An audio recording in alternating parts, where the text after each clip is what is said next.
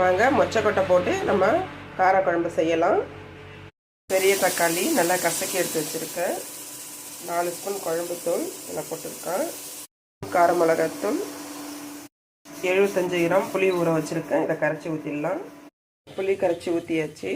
குழம்புக்கு தேவையான அளவு உப்பு போட்டு நல்லா கொதிக்க வச்சு எடுப்போம். இதுக்குள்ளார சின்ன வெங்காயத்தை க்ளீன் பண்ணி எடுத்துக்கலாம். பூண்டு உரிச்சு எடுத்துக்கலாம்.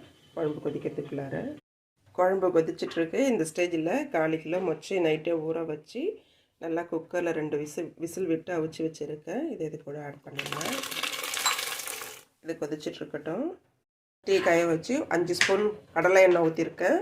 100 வெங்காயம் தோல் உரித்து வச்சுருக்கேன். போட்டுடலாம். போட்டு வதக்கிப்போம். அது கூடவே ஒரு 50 பூண்டு உரித்து வச்சுருக்கேன். இதையும் அதோட போட்டு வதக்கி சேர்த்து 1/4 கிலோ கத்திரிக்காய் கட் பண்ணி வச்சுருக்கேன். இது 4 நாளாக கூட கட் பண்ணிக்கலாம். நம்ம கொத்து கத்திரிக்காய் போடுறதுக்கு இது பெரிய பெரிய கத்திரிக்காய்ங்கிறதால நான் பெருசு துண்டு துண்டாக போட்டு கட் பண்ணிவிட்டேன். இதையும் அதோட சேர்த்து வதக்கி எடுத்துக்கலாம். உங்களுக்கு பிடிச்சிருந்ததுன்னா நீங்கள் கொத்து கத்திரிக்காய் காரக்குழம்பு டேஸ்ட்டு வர்றதுக்கு ஒரே ஒரு சின்ன டிப்ஸு என்னென்னா, குழம்பு கொதிக்கும் போது அதில் கறி மசாலாவுக்கு போடுற ஒரு பட்டையே போட்டுருங்க. அதில் போட்டு ஃபைனலாக குழம்பு இறக்கி முடிச்சதுக்கப்புறமா எடுத்துருங்க. இதுதான் வாசனை. கத்திரிக்காய், வெங்காயம், பூண்டு எல்லாமே நல்லா வதங்கி போச்சு. நம்ம இதை குழம்புல ஆட் பண்ணிடலாம். 1 ஸ்பூன் வெந்தயம், ஒரு ஸ்பூன் சீரகம் இதை அதில் போட்டுட்டு கொஞ்சம் நேரம் வறுத்து எடுத்துட்டு தேங்காய் ஒரு 1/2 மூடி துருவி வச்சுருக்கேன். அதையும் அதோட சேர்த்து திக்னஸ்க்காக கடலைப்பருப்பு 1/2 மூடி தேங்காய் இதையும் சேர்த்து நம்ம நல்லா வறுத்து எடுத்துப்போம். தேங்காய் வறுந்து போச்சு. இந்த ஸ்டேஜில் நம்ம நல்லா ஆற வச்சு மிக்ஸியில் போட்டு அரைச்சி எடுத்துக்கலாம்.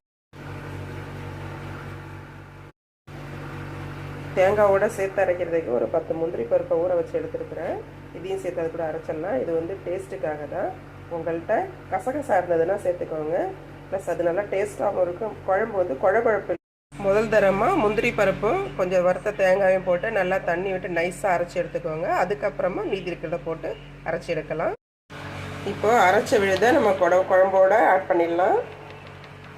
இதுக்கப்புறம் ஒரு தாளிப்புக்கு நல்லெண்ணெய் விட்டுருக்கேன். கொஞ்சம் கூடவே விட்டுக்கோங்க. நல்லெண்ணெய் விட்டால் தான் இது நல்லா டேஸ்ட்டு கொடுக்கும்.